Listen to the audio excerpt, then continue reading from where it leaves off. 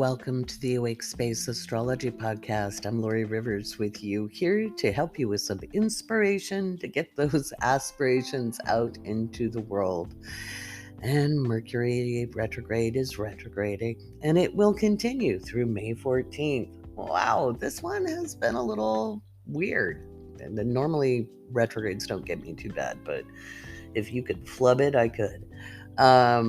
It's just been little things. I don't know how it's been for you. So grab your laundry, get your coffee, get in the car, head off to work. I'm here to go on your commute with you. I love hearing how I spend time with you during the podcast. I realized I'd left that out of the last couple of episodes, and well, it's one of my favorite parts.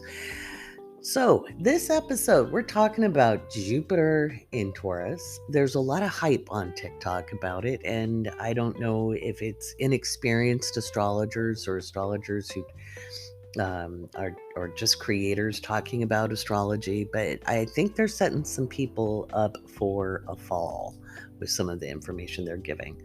And likewise, I don't want to be a fearmonger, but I think we have some very serious situations coming up just right around the corner when we're looking at May 16th.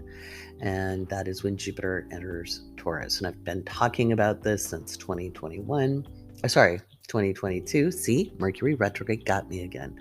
So we're going to talk about that on the podcast. Let's see, working on classes right now. I'm running behind. If you took the intermediate astrology application quiz, well, hold on. We're going to be getting a hold of people.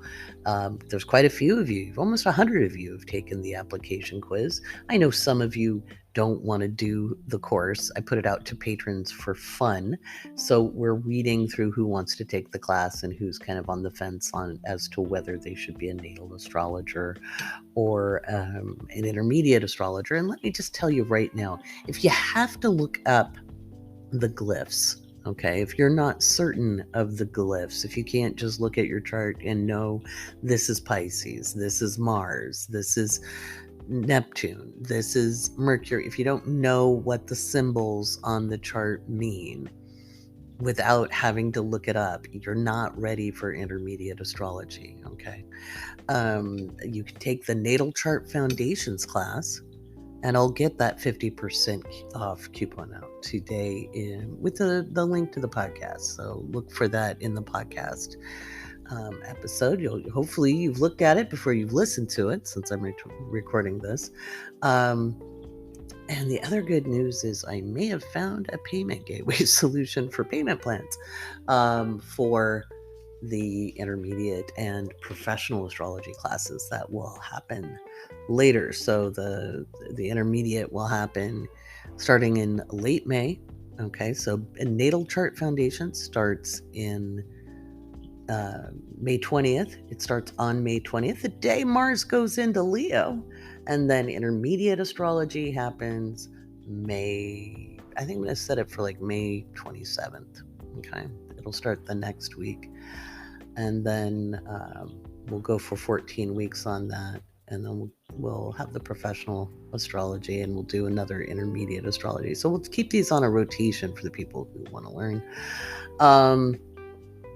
Yeah, so if you're on my email list, there's a little coupon coming out to you guys as well for natal readings. I've sent out the special discount to patrons, and we're sending out another on the email list. So if you're on the Woke Astrology email list, that's going out today, which it's May 8th. Can you believe it already? We're almost halfway through the year, and the energy is building. It's building. This week shouldn't be too bad. Okay, this week shouldn't be too bad. It's kind of a lull in the astrological activity. We're kind of coming down off that full moon or eclipse, depending on where you live. And now we're kind of like winding down. The tension over the next couple of days, at least while the moon's in Sagittarius, while I record this, isn't as bad. Once it gets into Capricorn, though, It's going to be a little wild. And I went through that through our new horoscope format for patrons, which is a live stream version. And I learned a new thing, guys. I learned how to tag the time from a YouTube video. I don't spend a lot of time on YouTube. I'm trying to put more time into YouTube.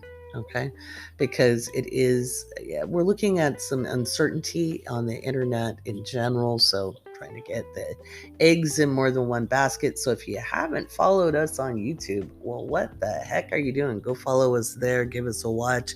If you're a patron, that's where the horoscopes are. But you can find all of the chapters, which would be to the links to your rising sign horoscope in yesterday's post, May 7th. We had a good time on that live stream. I like it better than writing. I'm not gonna lie. I like it better than the writing. I love to write. I love to craft words. I love to play with words, and I love the luxury of writing.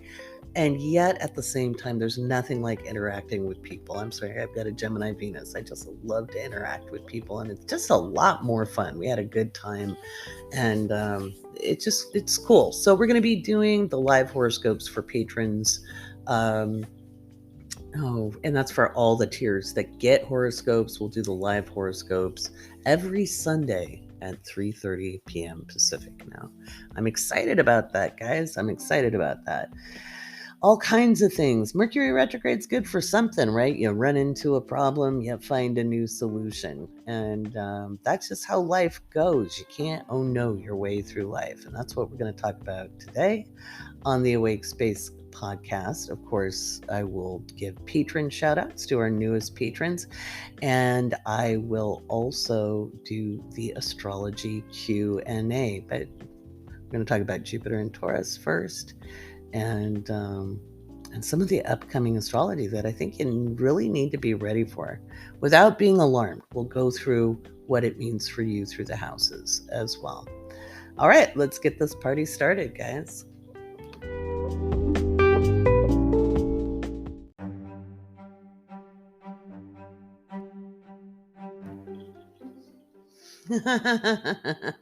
All right. We have Jupiter entering Taurus on May 16th. And man, I don't know what those other astrologers on TikTok are doing. I don't think they've studied very much astrology, because when I look at the chart for May 16th, I'm like, oh my God. It's very intense, and Taurus does not. Taurus can be intense, but it likes to be intensely comfortable. This is really poking the bull. Okay, the bull is not gonna be happy because Jupiter is square Pluto. Mercury will be direct, but it is still within a square to Pluto. It's a 5-degree separating square. We could see some big transportation or communications systems that go down. There could be big hacking events. Those hacking events could impact the financial system. There could be bank issues. In the United States, I'm seeing more like issues with regional banks, commercial real estate, private equity firms. And yeah, eat the rich, but remember, the only thing that trickles down is misery. So just kind of be ready for some things that are going to piss you off when it comes to policy decisions and what have you. We could see retailers going under. We could see issues with food supply. I've been talking about this since 2022. I did the year ahead. I did 2023's predictions back in June, and then a recap in November. And after the November 2-hour seminar, I was shot for months. I was so tired after that, because when I do those intense seminars, yes, I'm doing the astrology, but I'm literally sending my mental, energetical feelers out into the potential pathways for the future.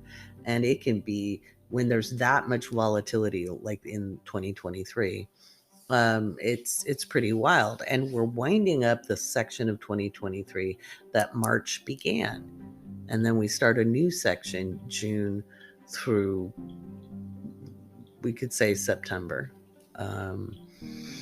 And things are going to be wild, and we're building up a lot of energy towards the summer, and there's a lot of global conflict brewing.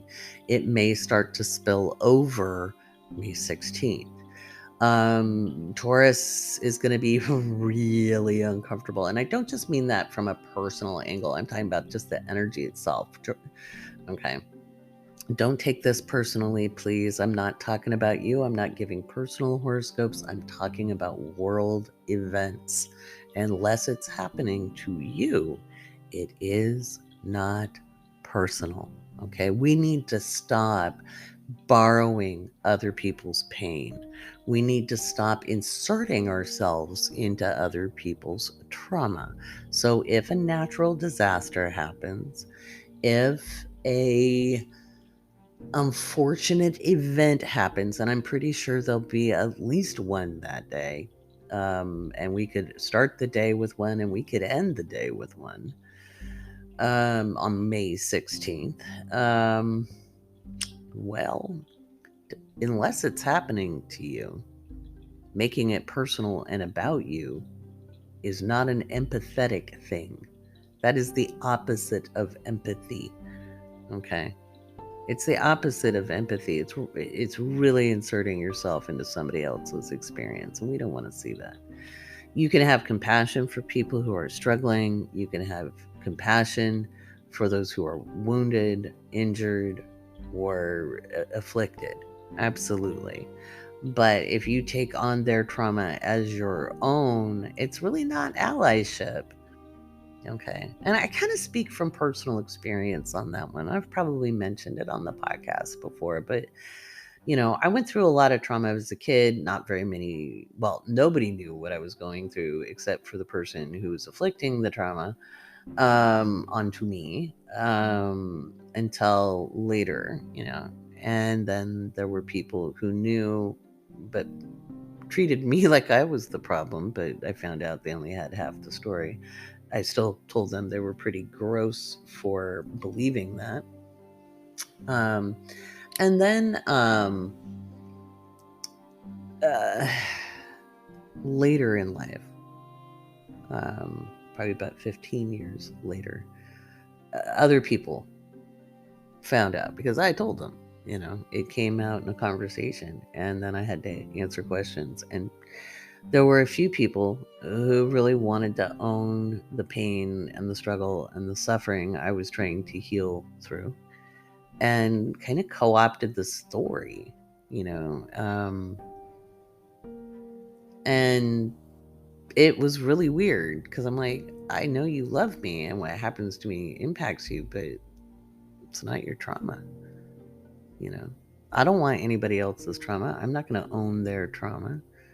And we see that a lot where people get a lot of, kind of street cred out of having a story where they're associated to an event. Don't do that. Don't do that. It's not compassionate. It's really kind of like, I don't know, it's energetically icky. Don't do it. Let's fold another towel together, shall we? Honk at that guy cutting you off in traffic. No, don't do it. Don't honk. People are crazy these days. And with Mercury retrograde in Taurus, people are not always going to be acting rationally. They easily take things out of context, and they easily misunderstand things, sometimes intentionally, because people want to hold their position. People like to be right. So remember, Mercury goes direct on May 14th, right ahead of Jupiter entering Taurus. And they will be conjunct. Okay. It's a 5 degrees separating aspect on May 16th. That's still really close, especially with Jupiter involved. And we could see big transportation issues. This, I think, will be trucking. And it could be food supply issues. It could be farmers having trouble getting supplies for combines and tractors. We might hear that farmers haven't been able to get their planting in due to weather.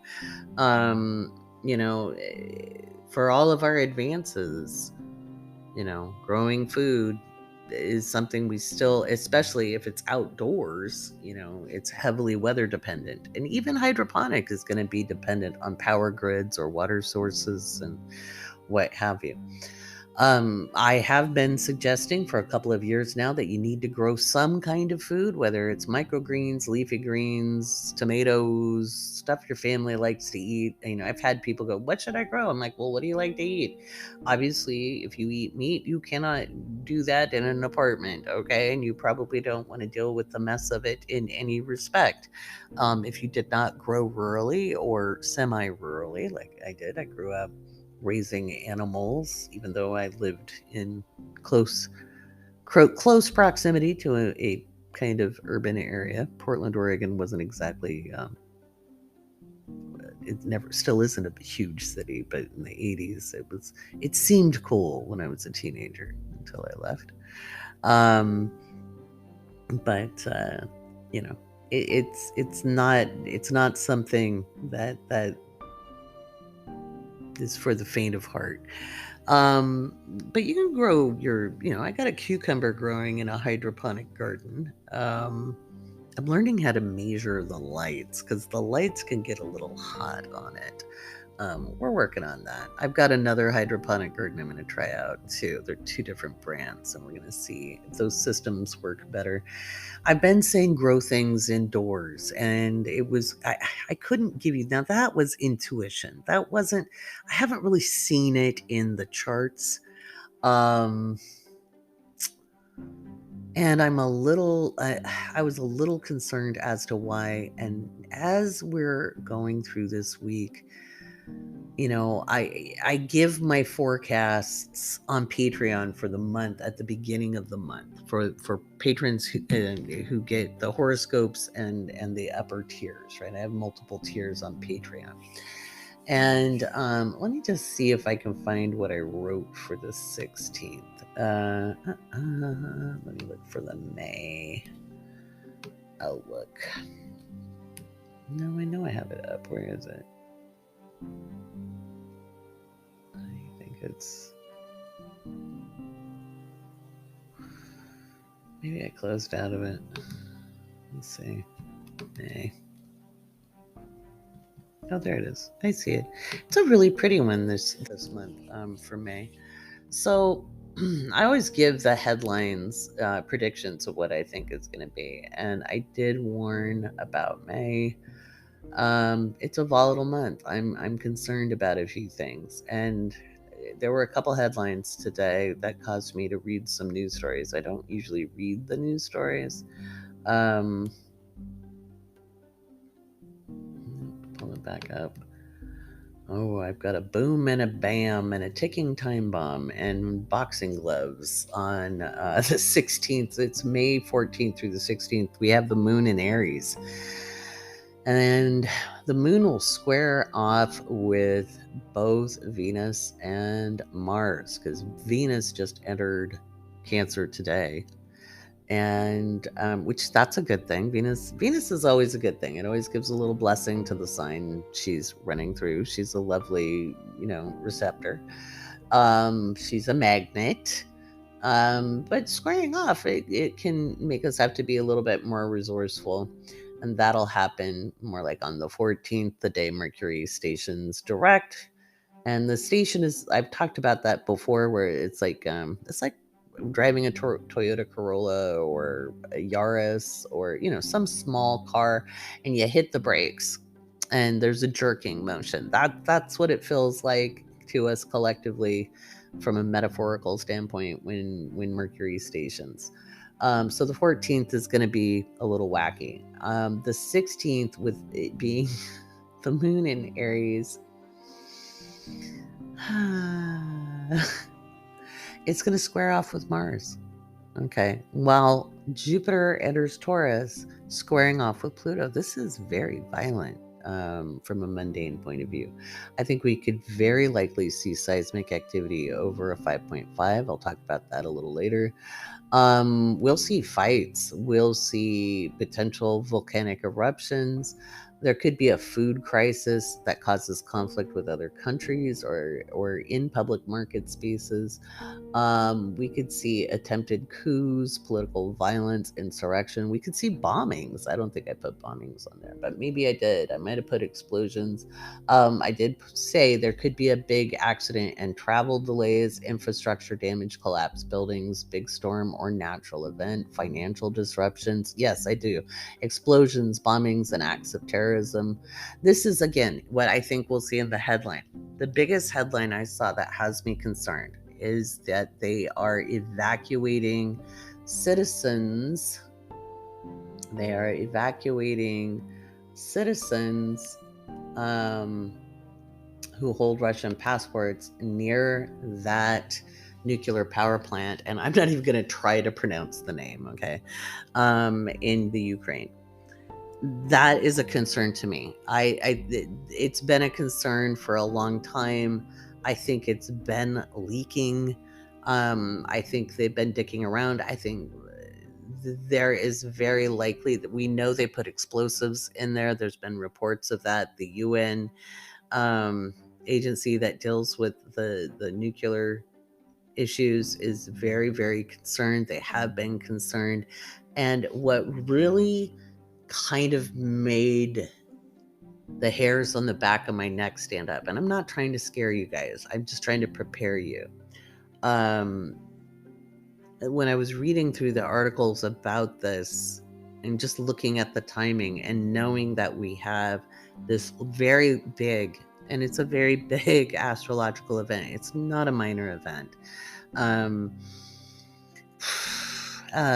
Every think tank that looks at international relations, every representative from that was giving the same assessment I've got. And as a political analyst, as somebody who analyzes political situations, I don't always agree with other analysts, just like I don't always agree with other astrologers. So here's a rule of thumb. If everybody's agreeing about something, it's a serious matter. That means, like, if we're all like, ooh, this is highly likely, it's probably highly likely. Again, when it comes to certain matters, we'll agree to disagree. We'll look at the finesse or how things should have been phrased or how something should have been implemented.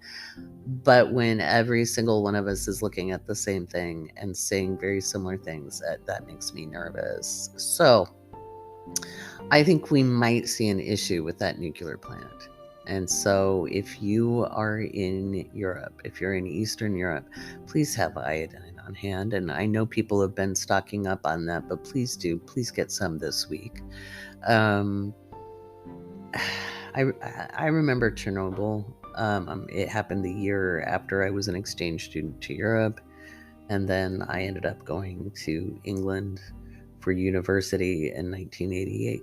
Well, I left in 87, but I started in 88 because I spent Christmas in Belgium with my host family. But in 88, when I went to Norway to visit family, and I got to see the family farm where my great-grandfather grew up, you still couldn't drink milk from the cows, okay? You still couldn't drink milk from the cows. And they had some really strong regulations about it because the radiation cloud that had gone around the whole world. So, given we've had a lot of environmental disasters already because Saturn is in Pisces, I think we will continue to see the ramifications of not having good regulations when it comes to healthcare and transportation of toxic materials and people being very cavalier. And so, again, I'm not trying to worry you, but if you've got any way to grow leafy greens, especially, and I keep saying leafy greens, and that is because they are very sensitive plants. They are very porous and absorb chemicals very easily. And that's why we see a lot of like E. coli on salad greens, because it gets fertilized with poopy water. Which I remember driving through Southern California, Central California the first time and watching the irrigation of the fields. I'm like, oh my God, they're spraying shit water. Yeah, I don't ever want to eat that lettuce or spinach again. Um, eh. I'm like, you can't watch that enough for me. Um, and I've grown up gardening, but dude, base of the plant, not on the leaves. We eat those. I was just like, oh, gross. We do gross things, we humans. We just do gross things. Okay. Um, so again, when I'm looking at this chart, guys, when I'm looking at this chart, it is volatile. It's really, really volatile. Um, it's uh, it's a lot. It's a lot. And by the way, today, May 8th, we've got the sun conjunct Uranus, so we could see some seismic activity pick up today as well. I'll talk about that in a minute now that I've got your ears perked up. Look, I'm going to just say it right now. Nostradamus wasn't talking about the British royal family. He didn't care about the British royal family. They weren't important to him. Okay. He was looking at the French. Okay. He was looking at a totally different thing. And Edgar Casey didn't know anything about geology. All right. The San Andreas fault is not a singular crack in the earth. It's a series of faults that are connected. And it's not gonna California's not gonna fall in the ocean. Yeah, the areas that have houses built on sand bluffs are gonna have a problem. Talk to the planning commission, because that's the dumbest shit I've ever seen in my life. Same like on the Oregon coast. Like, they never used to let people build out on a sand spit. I don't know about you, but I like to have my house on bedrock. Okay, think like the Flintstones and you'll be okay. Put it on bedrock. But you put stuff on sand, what the hell do you think is going to happen in a natural disaster? It's not very steady, okay?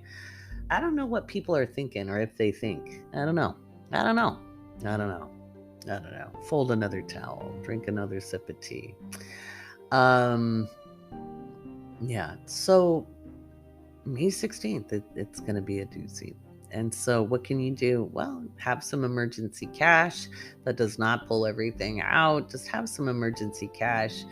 And then also what you want to do is have, make sure your pantry's got food. You don't have to like hoard. You don't need to spend all of your money on it. Shop the sales. I've been telling you that. I've been telling you that forever. So just do that. Okay. Get a little extras if you're running low on something. Get your favorite food. If you have a comfort food that you can't do without, well, make sure you've got enough of it for a little bit. I think we could see some big events, and I don't think it's World War III. I just don't. I think we're a ways away from that, but I do think that it is a global crisis that will be held back from worst case scenarios. I don't see any worst case scenarios. So I don't see global thermonuclear war, but I do see regional conflicts escalating. And I think June 16th kind of kicks that off because it's a very volatile summer. It's a very volatile summer. And if you've got my 2023 year ahead, you can go check that out. I've talked about the volatility. If you're a patron, just keep reading through. Just keep reading through the horoscopes every month. I'm keeping you prepared. Okay. And if you listen to the podcast, I'm keeping you prepared. I know not everybody can be a patron. I appreciate the support. Without my patrons, there is no podcast. So I want to thank every single person for supporting what we do here at the Awake Space Astrology Podcast. All right. I'm going to take a break. We're going to do patron shout outs. Now, don't just skip past it if you're not a patron. I want you to listen up. I'm going to give some juicy information there about classes and opportunities to come hang out. All right. This is where you get good information, folks. So, patron shoutouts coming up next.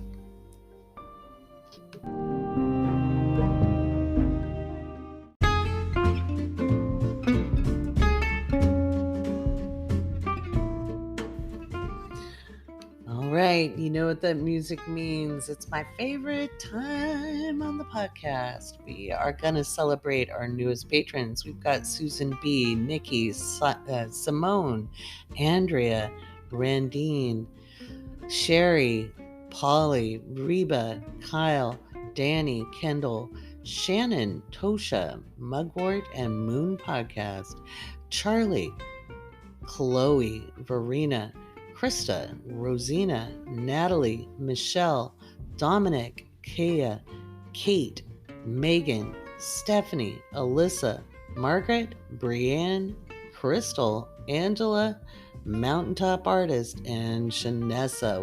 Welcome, patrons. Thank you so much for supporting the Awake Space Astrology Podcast. If you are in the $5 tier, you want to be tuning in every couple of days for the Crunch Report, where I give you a heads up on what's going on in the world with that lunation. It's not a horoscope per se, it just gives you an understanding of where the pressure is going to be and how you can surf the cosmic tide. And I give you a lot of insights about how to manage that energy. We've got some interesting stuff happening with patrons. A lot of you took the quiz. A lot of you took the quiz to apply to be in the intermediate course.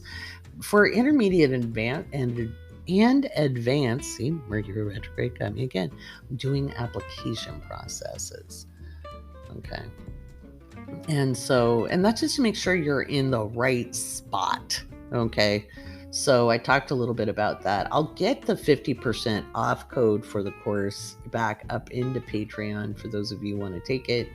I'm also limiting space in the intermediate and advanced as well. We'll offer those on a rotation. Okay, we'll offer those on a rotation. Although the professional course will be like a year long. So we'll see. We'll see, because it's going to help you guys not just read professionally, but build a practice, because that's what I didn't get taught. And I think I figured out at least a payment plan. I got to get a hold of Wix and see if I can reinstitute something there. I'm looking for options, guys. I'm trying not to have to use a million platforms. So hold tight with me. I'm hoping Mercury retrograde gives us some solutions on that. Yeah, so that's the patron shoutouts. If you're not a patron and you're on my email list, then you'll get your little discount for readings and classes. So they're not as juicy as the patron discounts, but I get it. Not everybody wants to be a patron. That's fine. If you're in Planet of the Month, we're doing the moon this month, and it's been pretty cool. We had a great time today in the workshop. We'll be doing 2 workshops this month in Planet of the Month. This is a deep dive into each one of the planets and what it means. And I've combined Living by Luna with Planet of the Month. So both tiers get the same information, because I can't juggle that much stuff. Like, I'm one person with a Mars and Sag. So, I can bite off more than I can chew occasionally. And so I've just put it together, and you guys will all benefit from that. And that's like getting double. That's a bang for your buck. All right. Let's talk more about Jupiter in Taurus and what that is going to mean for you personally. Coming up next.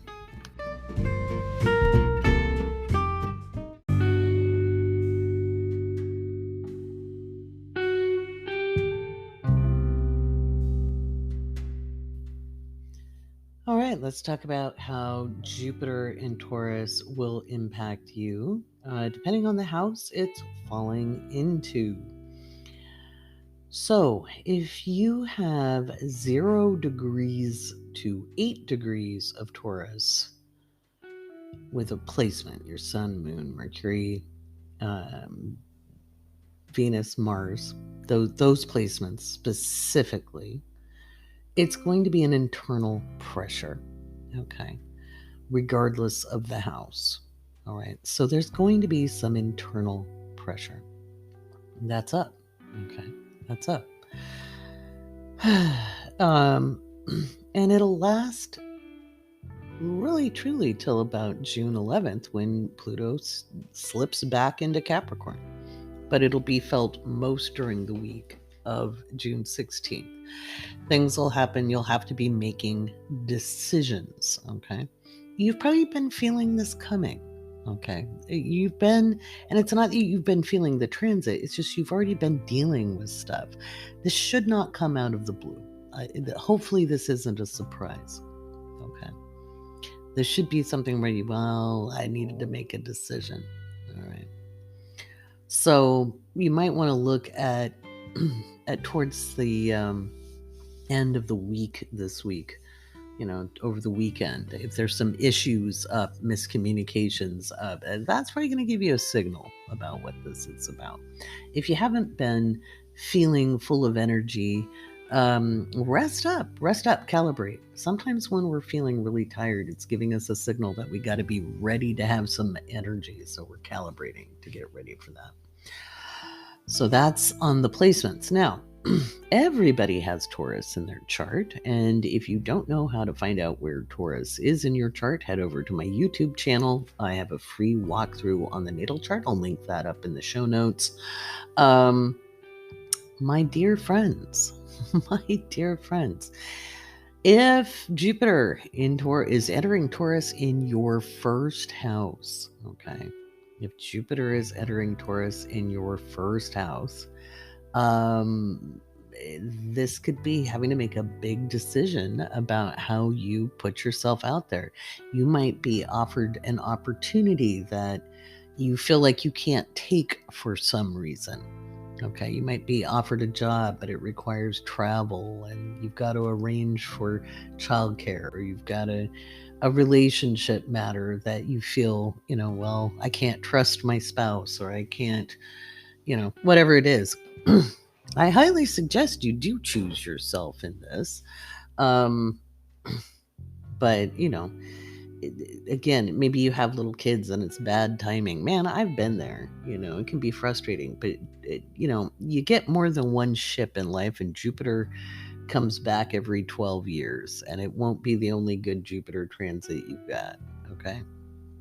And it doesn't mean, Pluto's retrograde, so the square doesn't mean that it's a win or lose. You might get the opportunity again. But you have to think about it. Now it might be you feel like you have imposter syndrome, or you don't want to lose different things. Get out of the win-lose mindset. Think about how you can grow and expand, and you might be a little afraid of the responsibility or something. Don't do that to yourself, okay? If it's coming into the second house, you might be having issues with finances. I mean, hello, inflation. You might be dealing with some issues. I don't think it's debt per se, but you're definitely feeling the need to get creative around your resources and having enough. What enough is, and what you can do. Now, the good news is Jupiter is in that second house. You will find ways to bring in revenue. Watch your spending. I'm not saying cut out everything, but watch your spending if Jupiter is in your second house, because you might be a little freewheeling with the moolah. And maybe you have been freewheeling with the moolah, and you're having to be a little more serious about it. And so, but Jupiter's there. You'll have some ability to earn revenue over time. Remember, Jupiter's going to stay in Taurus until April of 2024.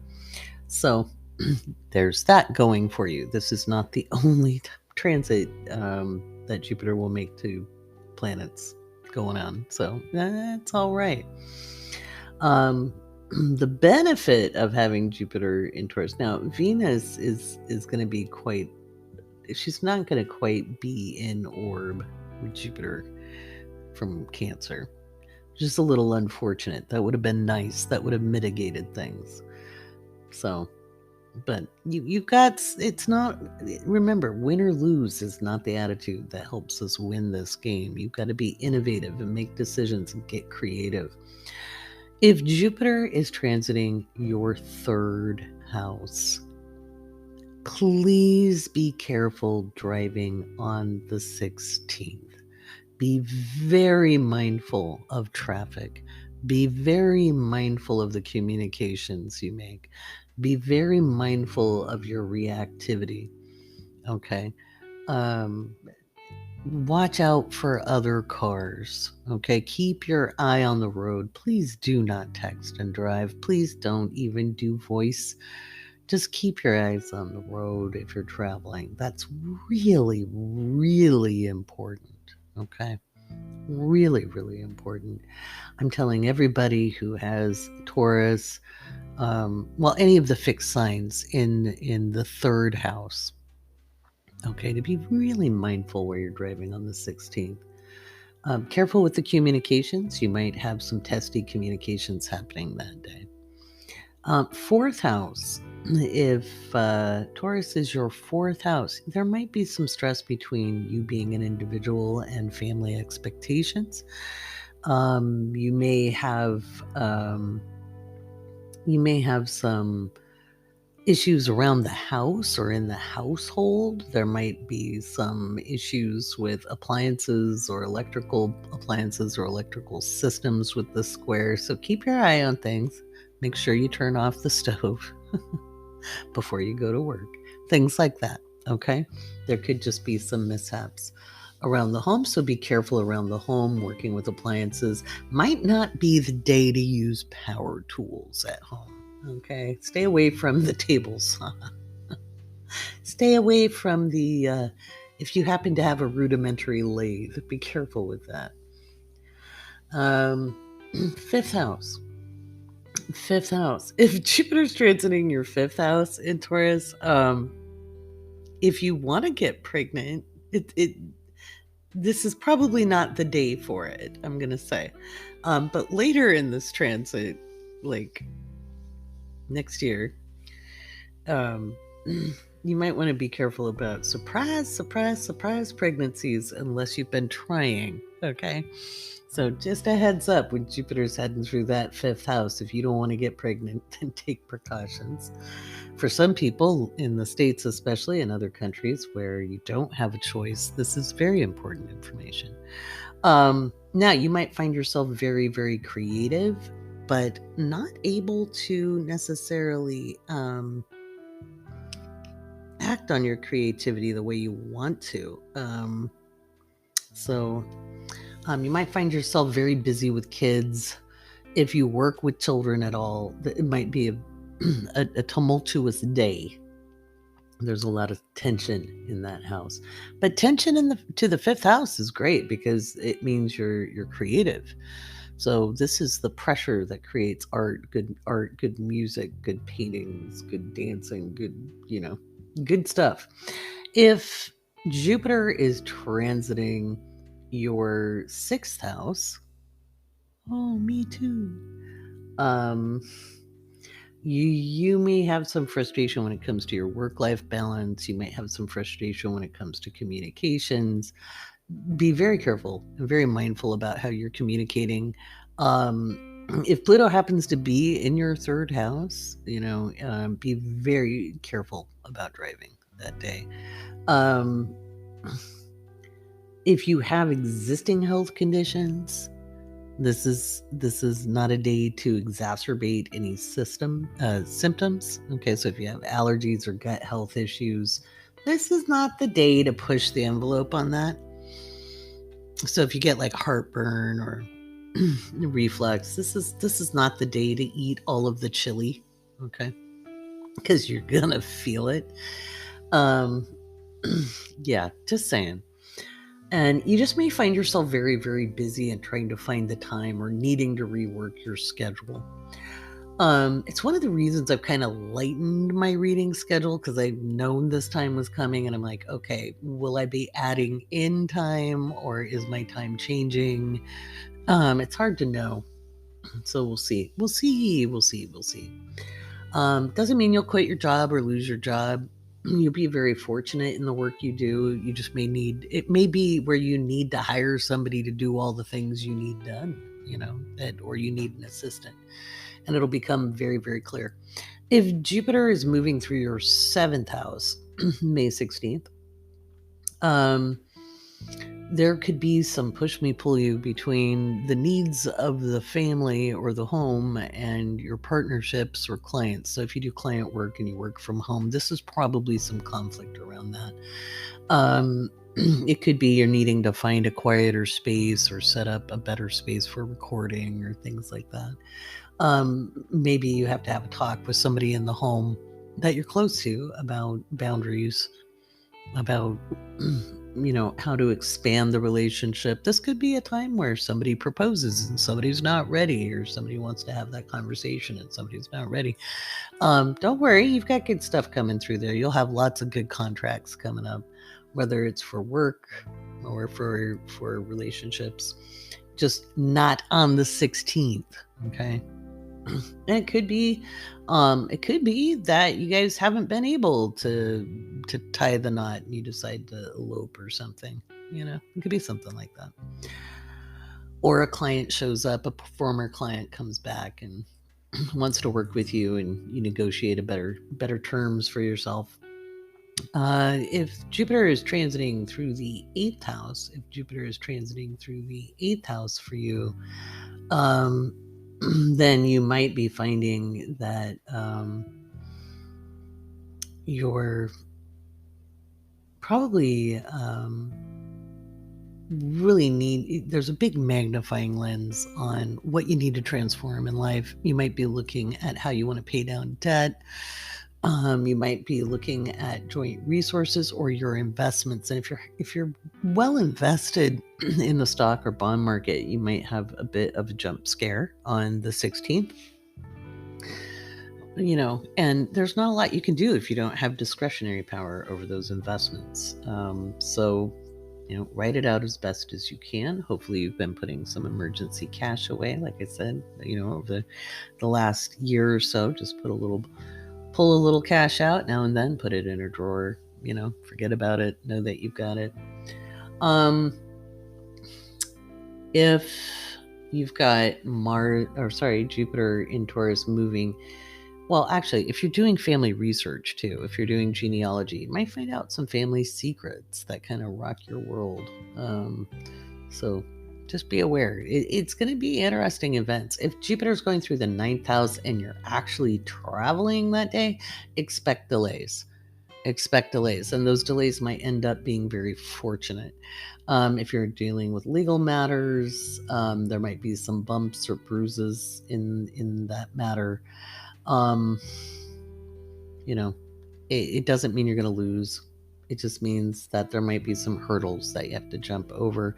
If you've got Jupiter there, it's cushioning things.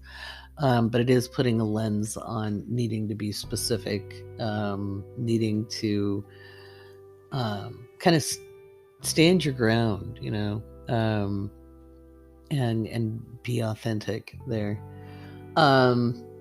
It could be that if you're supposed to travel for work and you don't want to travel, or you're worried about things, or maybe you're stressed out, you may have to make some big decisions in that department. If Jupiter's going through your 10th house, you may be in contract negotiations. You might be looking at a strike. You might be facing some big decisions when it comes to your career moves, or who you decide to work with, or how you work, or your spouse might get an opportunity and you've got your opportunity and you have to decide who's going to do what for how many cookies. But you could also be awarded or recognized for something, but it might be delayed. Okay, it might be delayed. It's on the way. It's on the way. And good stuff will happen in your worldly life. If you've got Jupiter transiting the 11th house, if you have Jupiter transiting the 11th house,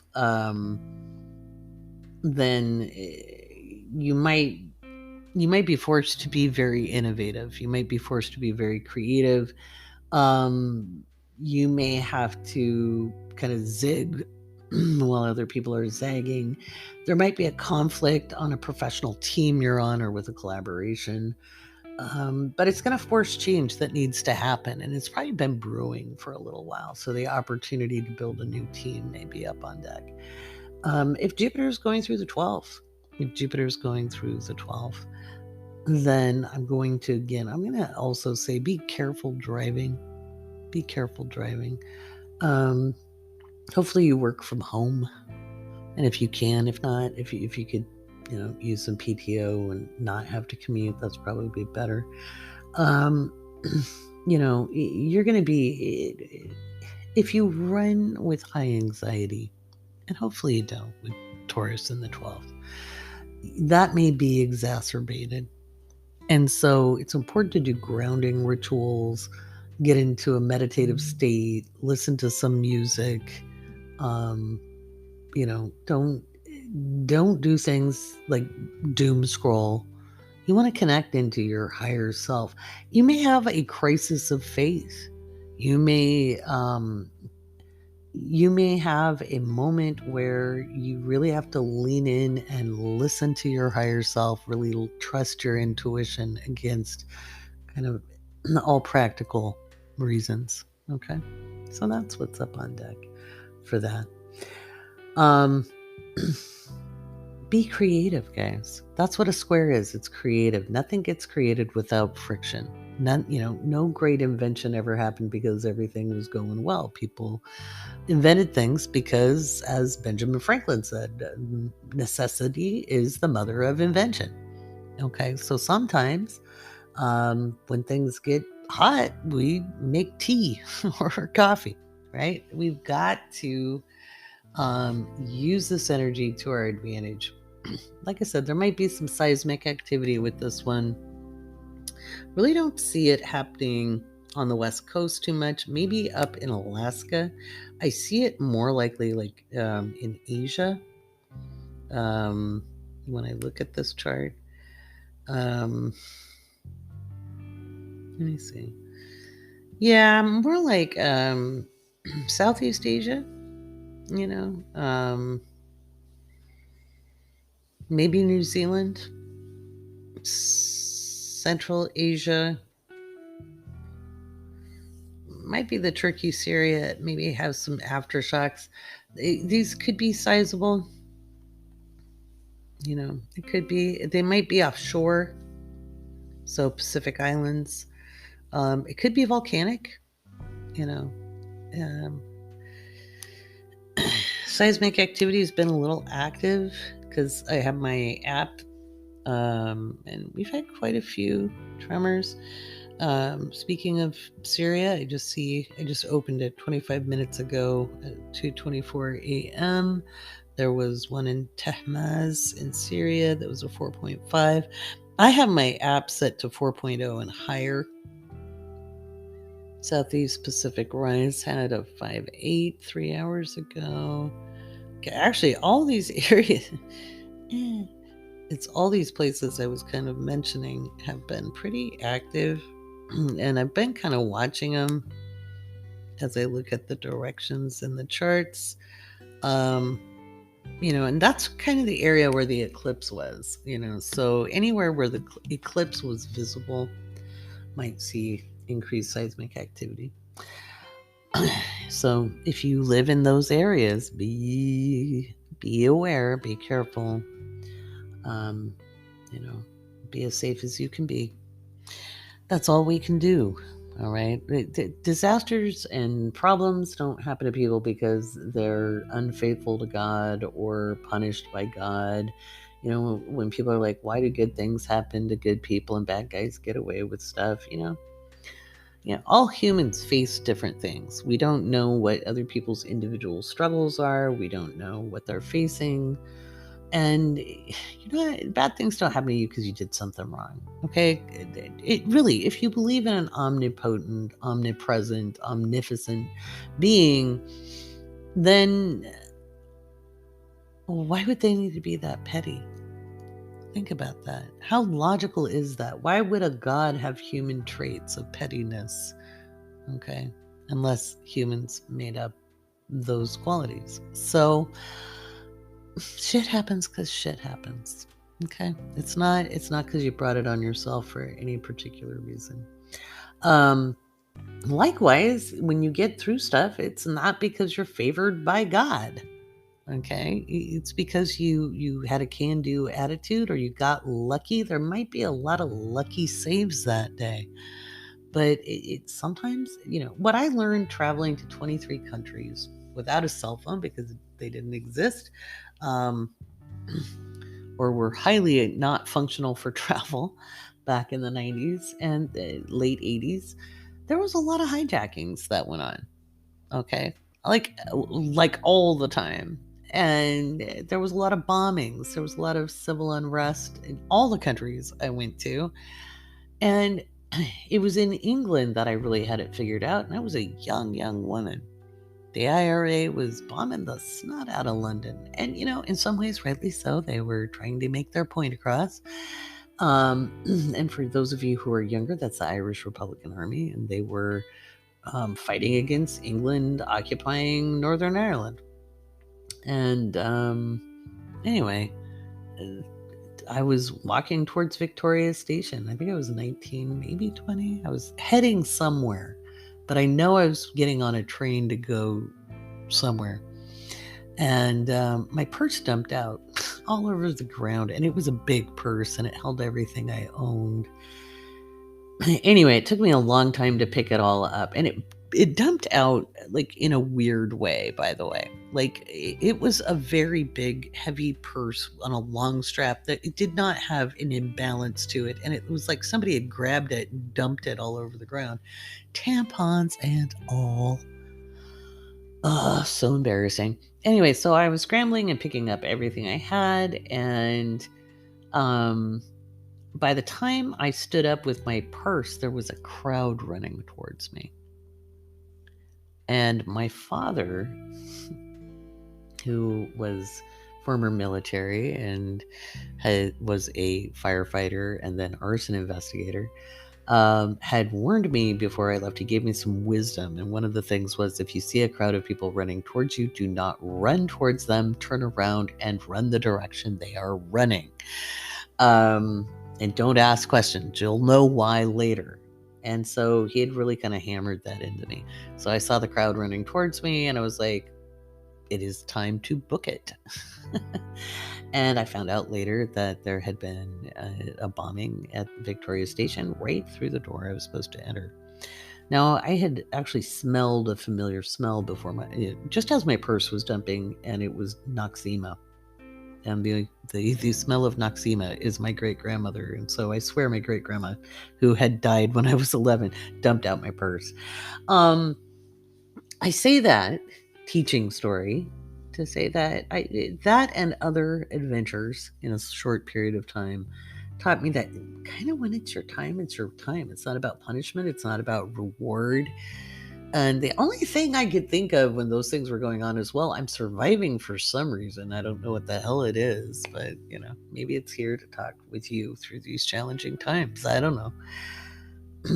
So it's not about fault. It's not about blame. It's not about karma. All of those are tools of oppression. And people say that's not very culturally sensitive. And well, I've seen beautiful things in culture, and I've seen culture used to oppress people. And it's all constructs, it's all made up. And that means we can refashion it and reshape it in ways that's more compassionate, more considerate, and more understanding. So that's what I got to say about that. All right, let's fold another towel. How's your drive going? How you doing? And have I been keeping you awake or helping you go to sleep? I don't want you guys to be scared about this. I've been warning for a year. And again, if you have access to the 2-hour 2023 year ahead forecast, that's up there. Tuesday, the May 16th, I've taken off from readings, as has every other astrologer on staff. And I think we are all kind of interested to see what happens. We're lucky that Pluto is retrograde. It's not moving full steam ahead, so it diminishes the energy a little bit. That gives us a little bit of a cushion. Um, but again, I think we could see some big events. I hope I'm wrong about a bunch of them. I don't think I always like to be right, but I do only speak up when I feel fairly certain, like above a 60-70% chance, usually 80%. I haven't talked about this on TikTok much. I more on live streams, but I'm not going to make a video about it with the nuclear facility because there's kids on that app, and if you're a kid listening to this, have hope. Okay, you were born for these times. Yeah. So we get through this, okay? We do. Oh, Tuesday. I lost my train of thought. It's really late. It's like almost 3 a.m. But I really want this out for you guys on the East Coast so I can go on the commute with you. Tuesday, I'll be doing a live call-in. I think some of the mods are going to join me on Tuesday, and we'll do that through Patreon. You'll be able to call into the show, and we can do some astro chatting all together. So you can join me on Patreon. I'll send out the invite. I haven't figured out what time. I have to kind of look at. I've got some meetings to talk to people, and that'll probably be in the afternoon. So probably around 3. But I'll take a look at my meeting schedule and let everybody know. So you can, if you're a patron, you could be able to call in and we can do some astro chat together. I always love hearing your voices as much as you love hearing mine. I actually need it. I got Venus and Gemini. I love it when it is a two-way street. All right, let's do some astrology Q&A and wind up the podcast.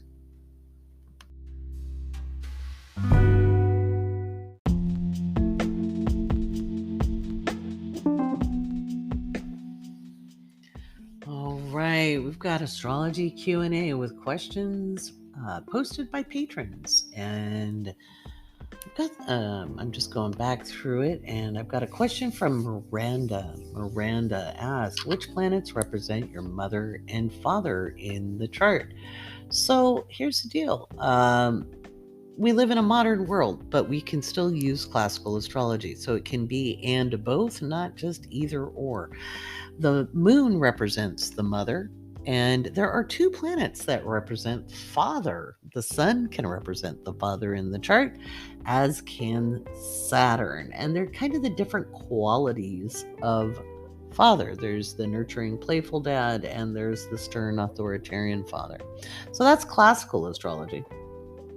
The way I look at it, just through experience of reading hundreds and hundreds and hundreds of people's charts, Saturn tends to be the more authoritative parent, the person who's, kind of pulling the hours, and the moon tends to be the more nurturing parent. So in today's world, where we might see a stay-at-home dad and a working mother, or you see single moms, it'll often reflect between the moon and Saturn.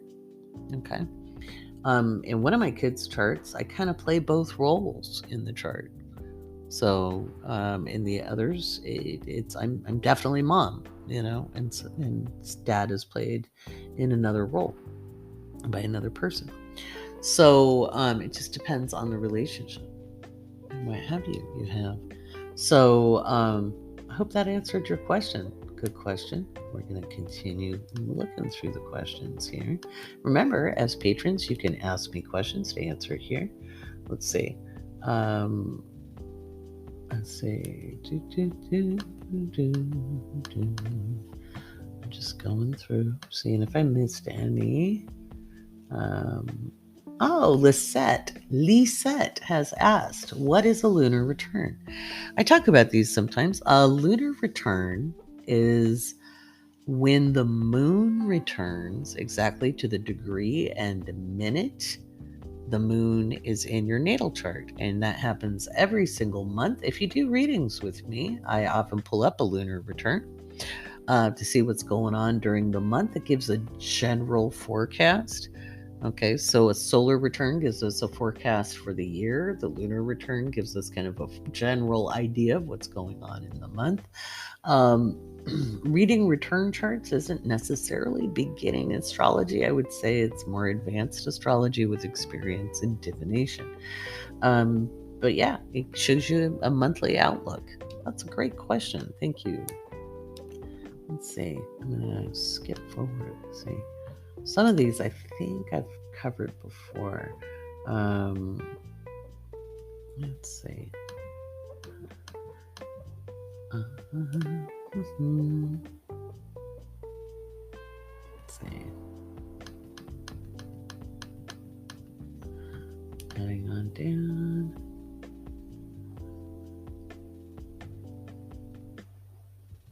Okay, so this is from Kate Elizabeth. On another episode, you mentioned keeping track of the transits to your chart as an observational astrology practice. What questions would be most helpful to ask yourself as you're checking the transits journaling each day? I believe you said record your day first, then check the transits.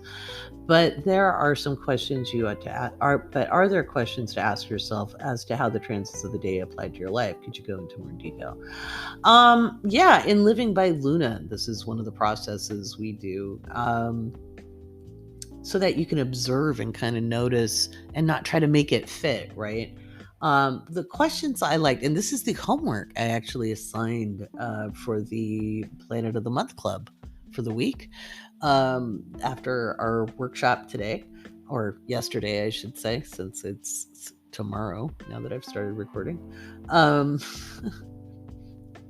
Pay attention. What are my tension patterns in my body? How did my body feel today? Where was I relaxed? Where was I tense? What was my appetite like? How did the food taste? What was my vision like? Was it clear? Was it dimmed? Was I paying attention to details? Was I zoning out? What kind of things did I do? Did I have any strong reactions to people? Those are the type of questions. I'm actually making an interactive moon journal for tracking lunar transits for the Living by Luna and Planet of the Month folks. So hopefully I'll have that done by the end of May. No promises because it's Mercury retrograde. But yeah, this is all part of a system of astrological observation I developed almost 30 years ago, and it proves out very, very well. It's a great training and teaching tool. So I'll cover more of that in Patreon. Great question. Thank you so much for asking. Okay.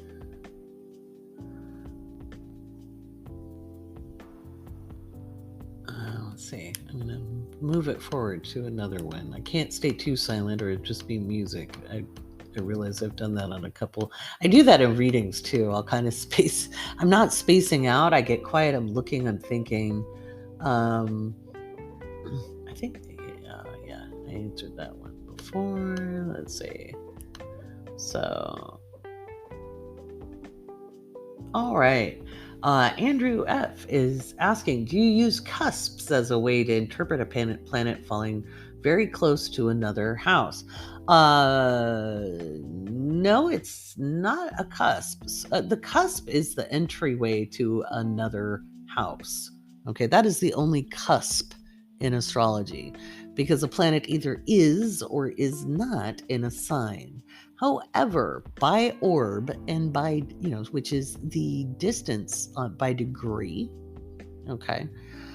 So let's say I'll use one of my planetary positions as an example. I've got Uranus and Jupiter, or Jupiter and Uranus, if we're going to nomenclature correctly. Jupiter and Uranus are conjunct at 0 degrees Libra in my 11th house. However, the start of the 11th house is also 0 degrees Libra, okay? and it is at some odd minutes. Okay. And so those planets apply to the 10th because they're within orb of it. Okay. So they can, we call it an applying. All right. So they are not in that house, but they're sending signals to it.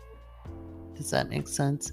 So think of like a megaphone. So I'm still in the living room, but when I project my voice, they can hear me down the hallway in the kitchen because it's adjacent to this room. Okay, so it's more like they're close enough you can hear them with a slightly projected voice. They don't need a mic or an intercom. Hope that makes sense. So we call it applying. Applying. Good question. I've got one more, and then I think that's it. If you're on my mailing list, make sure you keep your eye out for an email this morning because you're going to get a handy dandy little discount on readings and classes. This is a good question. This is from Soul. How do you, and which would be the sun. Very clever of you. How do you interpret conjunct planets in a natal chart? So conjunctions, it's when planets are right next to each other.